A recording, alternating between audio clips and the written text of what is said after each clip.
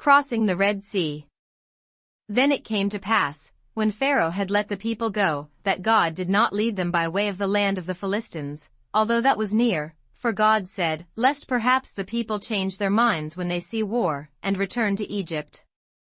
So God led the people around by way of the wilderness of the Red Sea. And the children of Israel went up in orderly ranks out of the land of Egypt. And Moses took the bones of Joseph with him, for he had placed the children of Israel under solemn oath, saying, God will surely visit you, and you shall carry up my bones from here with you. So they took their journey from Succoth and camped in Etham at the edge of the wilderness. And the Lord went before them by day in a pillar of cloud to lead the way, and by night in a pillar of fire to give them light, so as to go by day and night. He did not take away the pillar of cloud by day or the pillar of fire by night from before the people. Now the Lord spoke to Moses, saying, Speak to the children of Israel, that they turn and camp before Pi-hahiroth, between Migdol and the sea, opposite Baal-zephon, you shall camp before it by the sea. For Pharaoh will say of the children of Israel, they are bewildered by the land, the wilderness has closed them in. Then I will harden Pharaoh's heart, so that he will pursue them, and I will gain honor over Pharaoh and over all his army, that the Egyptians may know that I am the Lord. And they did so. Now it was told the king of Egypt that the people had fled, and the heart of Pharaoh and his servants was turned against the people, and they said, Why have we done this, that we have let Israel go from serving us? So he made ready his chariot and took his people with him. Also, he took 600 choice chariots, and all the chariots of Egypt with captains over every one of them. And the Lord hardened the heart of Pharaoh king of Egypt, and he pursued the children of Israel, and the children of Israel went out with boldness. So the Egyptians pursued them, all the horses and chariots of Pharaoh, his horsemen and his army, and overtook them camping by the sea beside Pi-hahiroth, before Baal-zephon.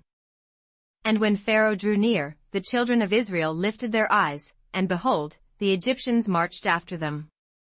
So they were very afraid, and the children of Israel cried out to the Lord. Then they said to Moses, Because there were no graves in Egypt, have you taken us away to die in the wilderness? Why have you so dealt with us, to bring us up out of Egypt?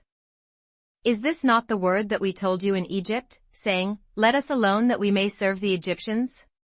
For it would have been better for us to serve the Egyptians than that we should die in the wilderness. And Moses said to the people, Do not be afraid. Stand still, and see the salvation of the Lord, which he will accomplish for you today. For the Egyptians whom you see today, you shall see again no more forever. The Lord will fight for you, and you shall hold your peace. And the Lord said to Moses, Why do you cry to me? Tell the children of Israel to go forward. But lift up your rod, and stretch out your hand over the sea and divide it. And the children of Israel shall go on dry ground through the midst of the sea. And I indeed will harden the hearts of the Egyptians, and they shall follow them. So I will gain honor over Pharaoh and over all his army, his chariots, and his horsemen. Then the Egyptians shall know that I am the Lord, when I have gained honor for myself over Pharaoh, his chariots, and his horsemen. And the angel of God, who went before the camp of Israel, moved and went behind them, and the pillar of cloud went from before them and stood behind them. So it came between the camp of the Egyptians and the camp of Israel. Thus it was a cloud and darkness to the one, and it gave light by night to the other, so that the one did not come near the other all that night.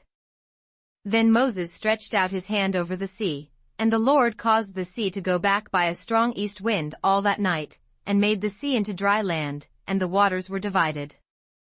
So the children of Israel went into the midst of the sea on the dry ground, and the waters were a wall to them on their right hand and on their left. And the Egyptians pursued and went after them into the midst of the sea, all Pharaoh's horses, his chariots, and his horsemen. Now it came to pass, in the morning watch, that the Lord looked down upon the army of the Egyptians through the pillar of fire and cloud, and he troubled the army of the Egyptians. And he took off their chariot wheels, so that they drove them with difficulty, and the Egyptians said, Let us flee from the face of Israel, for the Lord fights for them against the Egyptians.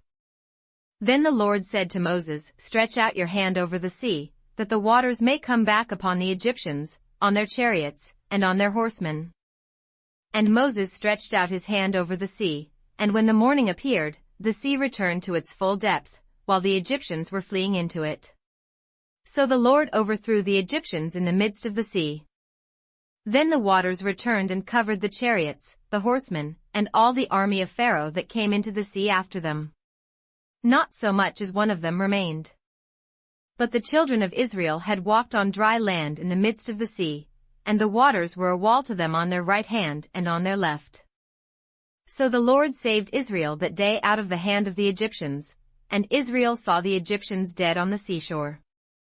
Thus Israel saw the great work which the Lord had done in Egypt, so the people feared the Lord, and believed the Lord and his servant Moses.